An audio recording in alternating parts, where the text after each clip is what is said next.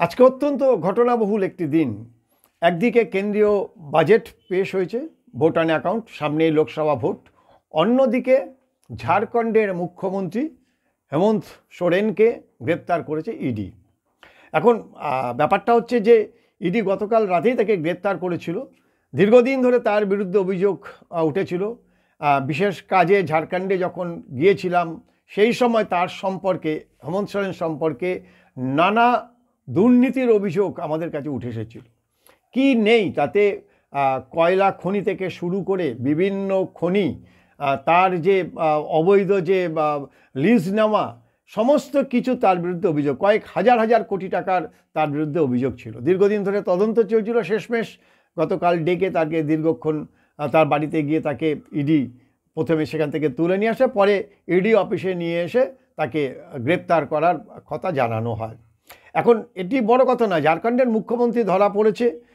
স্বাভাবিকভাবেই এখানে ঝাড়খণ্ডের যেহেতু বিজেপি, অ্যান্টি বিজেপি গভর্নমেন্ট ছিল, ফলে একটা হাওয়া তুলে দেওয়ার চেষ্টা করছে যে প্রতিশোধ নেওয়ার জন্য বা প্রতিহিংসা পরায়ণ হয়ে বিজেপি এই হেমন্ত সোরেনকে গ্রেপ্তার করেছেন এবং আগামী লোকসভা নির্বাচনে যাতে ঝাড়খণ্ড বিজেপির হাতে আসে, ইতিমধ্যেই বিধায়কদের নিয়ে টানাপোড়েন শুরু হয়ে গেছে। শোনা যাচ্ছে তাদেরকে হায়দ্রাবাদে নিয়ে যাওয়া হয়েছে, সেখানে কোনো রিসর্টে রাখা হবে, নতুন সরকার গড়ার চেষ্টা করা হচ্ছে। স্বাভাবিকভাবে সেটা বিজেপির দিকেই ঝুঁকবে। কিন্তু আমাদের কাছে যে প্রশ্ন বারবার করে উঠে আসছে বা বিভিন্ন জায়গা থেকে যে ফোন আসছে, যে ঝাড়খণ্ডের একজন মুখ্যমন্ত্রীকে যদি গ্রেপ্তার করতে পারে, তাহলে ইডি বা সিবিআই এখানে যে বড় মাথা বারবার করে বলা হচ্ছে, যেখানে পর্যন্ত গিয়ে সমস্ত তদন্ত থেমে যাচ্ছে, তাদের ক্ষেত্রে কেন ইডি এই কড়া পদক্ষেপ নিতে সাহস পাচ্ছে না? যেখানটায় ইডির হাতে থাকা সুজয় কৃষ্ণ ভদ্র তিনি বলেছেন যে তার মালিককে পৃথিবীর কেউ ছুতে পারবে না। কে তার মালিক আপনারা এতদিনে তার নিশ্চয়ই জেনে গেছেন, আমি আর নতুন করে তার নাম নিচ্ছি না। তার মালিককে বিশ্বের কেউ ছুতে পারবে না, তাকে কেউ কিছু করতে পারবে না। সুজয় কৃষ্ণের ভদ্র আজকের দিন, আজকের এই তারিখ পর্যন্ত অক্ষর অক্ষরে সত্যি সত্যি তো আজ পর্যন্ত তাকে কেউ ছুতে পারেনি। এবং তিনি যতবারই ইডি দপ্তরে গেছেন, বেরিয়ে এসে বলেছেন যে আমার একটা কেশাগ্র কেউ স্পর্শ করতে পারবে না। এবং একই সঙ্গে কেন্দ্রীয় স্বরাষ্ট্রমন্ত্রী অমিত শাহ এবং নরেন্দ্র মোদীকে তুলোধনা করেছেন। কিন্তু এত সাহস তিনি কোথা থেকে পাচ্ছেন? তিনি কি সত্যি নির্দোষ? যদি নির্দোষ থাকে তাহলে বারবার সুপ্রিম কোর্টে তিনি রক্ষা কবচ চাইতে যাচ্ছেন কেন? কেন তার হয়ে উকিলের পেছনে বাঘা বাঘা সমস্ত আইনজীবী তার হয়ে সওয়াল করছেন, যাদের পেছনে এই কয়েক বছর অন্তত কয়েকশো কোটি টাকা খরচা হয়ে গেছে বলে অন্তত পক্ষে শোনা যাচ্ছে। সুপ্রিম কোর্টের এক একজন বাঘা বাঘা বিচারপতি, যাদের এক একবার তারা যখন দাঁড়াবে কোর্টে, তাদের ফিজ নাকি কারো 30 লাখ, কারো 35 লাখ, 25 লাখ ইত্যাদি। ফলে এই কোটি কোটি টাকা তার পেছনে কেন খরচা করবে যদি নির্দোষ হয়? আর যদি তার বিরুদ্ধে যদি সত্যিই কোনো অভিযোগ থাকে, তাহলে এই ইডি তাকে গ্রেপ্তার করতে বাধা কোথায়?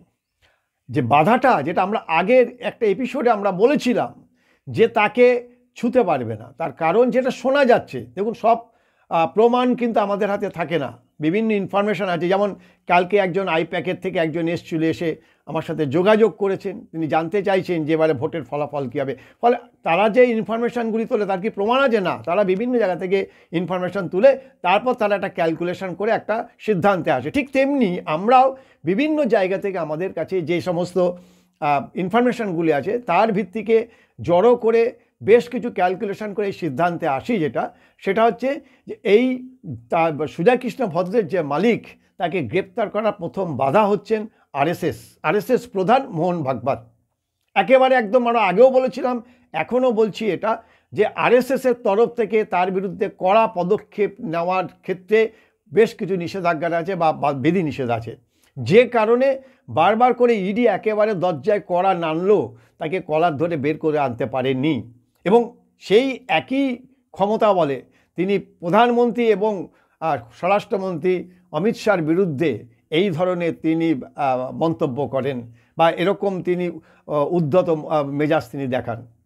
ফলে বিভিন্ন জায়গা থেকে যে ফোন আসছেন এবং তাদের যে আশা করি অন্তত পূরণ হবে না। আজকের দিন পর্যন্ত তার বিরুদ্ধে এরকম কড়া পদক্ষেপ নেওয়ার সাহস ইডির নেই, যতক্ষণ না পর্যন্ত একেবারে হেড অফিস থেকে আলাদা করে কোনো নির্দেশ না আসছে। তবে সেই নির্দেশ আসবে কিনা যথেষ্ট সন্দেহ আছে। ফলে জয়ললিতা গ্রেপ্তার হতে পারে, লালু প্রসাদ যাদব গ্রেপ্তার হতে পারে, হেমন্ত সোরেন গ্রেপ্তার হতে পারে, আরও এরকম বাঘা বাঘা যারা মুখ্যমন্ত্রী বা সেই পর্যায়ের যারা মন্ত্রী তারা গ্রেপ্তার হতে পারে। কিন্তু পশ্চিমবঙ্গে যাকে গ্রেপ্তারের জন্য রাজ্যের মানুষ উদ্গ্রীব হয়ে রয়েছেন, প্রহর গুনছেন, তাদের বাড়া ভাতে ছাই। আজকের দিন পর্যন্ত কোনো সম্ভাবনা নেই, এটা আপনারা নিশ্চিত থাকুন। আবার বলছি, যদি কখনো রাজনৈতিক এই পাশার দান উল্টে যায় বা অন্য কোনো ইকুয়েশন যদি চলে আসে তবেই সেটা সম্ভব, আর না হলে লোকসভার আগে বা লোকসভার পরে এই ঘটনা অর্থাৎ হেমন্ত সোরেনের মতো ঘটনা পশ্চিমবঙ্গে ঘটার কোনো সম্ভাবনা নেই। এটা জেনে নিয়ে আপনারা নিশ্চিন্তে বাড়িতে গিয়ে ঘুমোতে পারেন।